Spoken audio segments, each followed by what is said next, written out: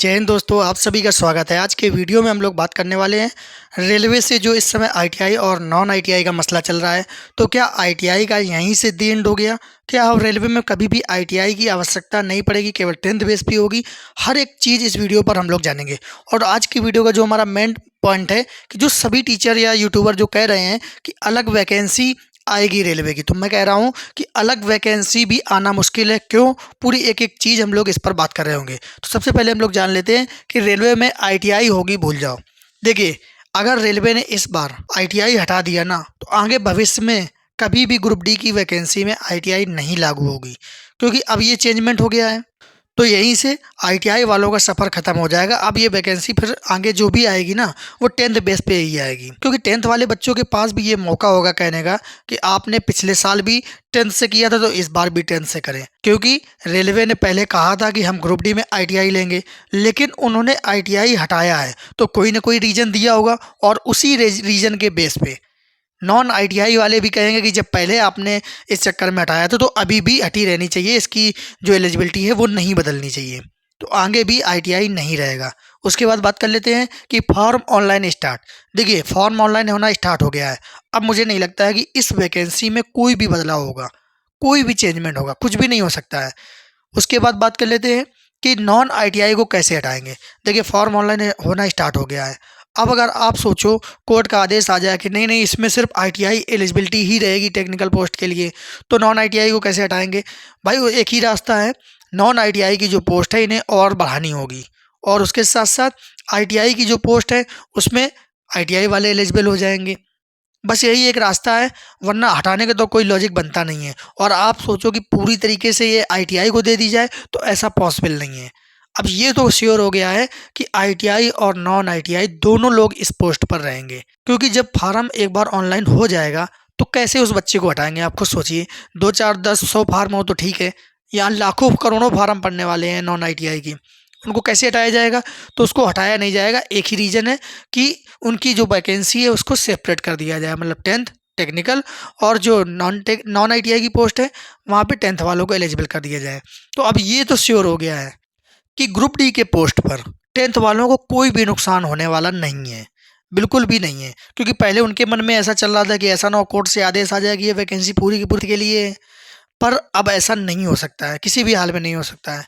उसके बाद बात कर लेते हैं कि रेलवे से आईटीआई का द एंड।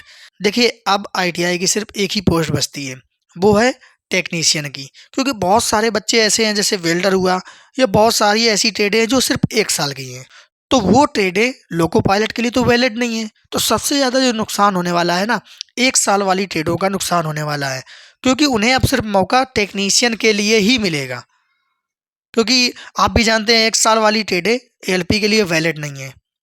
तो अगर रेलवे इन चीज़ों को हटा रहा है, 10th लागू कर रहा है, तो रेलवे को ये भी ध्यान देना चाहिए कि लोको पायलट के लिए सारी की सारी ट्रेडों को एलिजिबल कर देना चाहिए। तब तो मैं मानूंगा इस चीज़ को कि हाँ, ये आईटीआई वालों के साथ कुछ हद तक तब भी न्याय है। वरना 1 साल वाले तो बिल्कुल दब जाएंगे इसमें, जिन्होंने 1 साल वाली ट्रेड से किया है। भाई, सबसे ज़्यादा नुकसान तो उनका हो गया। तो रेलवे को इस विषय पर भी ध्यान देना चाहिए, और इस विषय पर ना कोई टीचर ध्यान दे रहा है, ना कोई स्टूडेंट ध्यान दे रहा है, किसी को भी ध्यान नहीं है। भाई, आपको सोचिए, जब आप लोको पायलट के लिए एलिजिबल नहीं हो, सिर्फ टेक्नीशियन का इंतजार करोगे पूरे साल, तो 1 साल वाली ट्रेड से कौन आईटीआई करेगा? फिर तो 1 साल वाली ट्रेडों को बंद कर देना चाहिए। तो जो सबसे ज़्यादा नुकसान होने वाला है वो आईटीआई में 1 साल वाली ट्रेड का होने वाला है। क्योंकि जिसने 2 साल वाली ट्रेड से किया है, भाई उसका तो ठीक है, चलो लोको पायलट और टेक्नीशियन 2 पोस्ट देख लेगा। लेकिन जिसने 1 साल से किया है उसके लिए तो सिर्फ एक ही ऑप्शन बचा, टेक्नीशियन। तो उनका और ज़्यादा नुकसान होने वाला है, और इस पर कोई ध्यान नहीं दे रहा है। और उसके बाद हम लोग बात कर लेते हैं कि ग्रुप डी हमेशा 10th से होगी। मैंने आपको पूरे लॉजिक बता दिए हैं कि अब इसके बाद जो भी आगे वैकेंसी होगी ग्रुप डी, जितनी भी होंगी पोस्ट, वो सब 10th से ही होगी, और ये क्लियर है। अब इसमें कोई बदलाव हो ही नहीं पाएगा। उसके बाद बात कर लेते हैं, अलग वैकेंसी भी नहीं देगा रेलवे। अभी जो कुछ टीचर कह रहे हैं ना कि हो सकता है कि आईटीआई वालों के लिए अलग वैकेंसी आ जाए, आप लोगों को मैं बता दूं, जो अभी इस समय ग्रुप डी की वैकेंसी आई है उसमें टेक्निकल पोस्ट भी है और नॉन टेक्निकल पोस्ट भी हैं।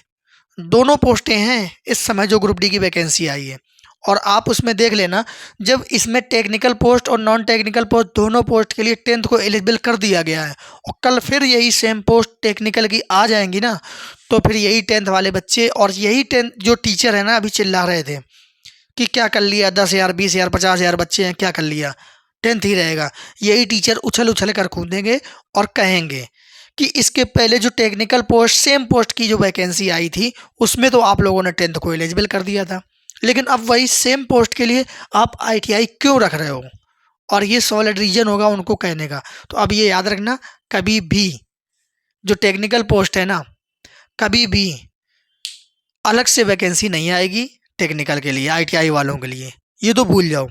अगर आई भी तो फिर यही बवाल स्टार्ट होगा और उसकी जो वो वैकेंसी पूरी ही नहीं हो पाए। तो ये समझ लीजिए, जो लोग ये कह रहे हैं ना कि आईटीआई के लिए अलग से आएगी, भाई अलग से कोई वैकेंसी नहीं आएगी। जैसे ही नोटिस आएगा ये लोग उछलने लगेंगे कि वही, आप खुद सोचिए, जब अभी जो वैकेंसी आई है टीएलएसी जो वर्कशॉप की पोस्ट है, अब इसके लिए तो 10th वाला भी एलिजिबल है, लेकिन जब अगली बार जो केवल आईटीआई वालों के लिए पोस्ट आएगी तो उसमें भी तो ये पोस्ट देखने को मिलेगी टीएलएसी वर्कशॉप की।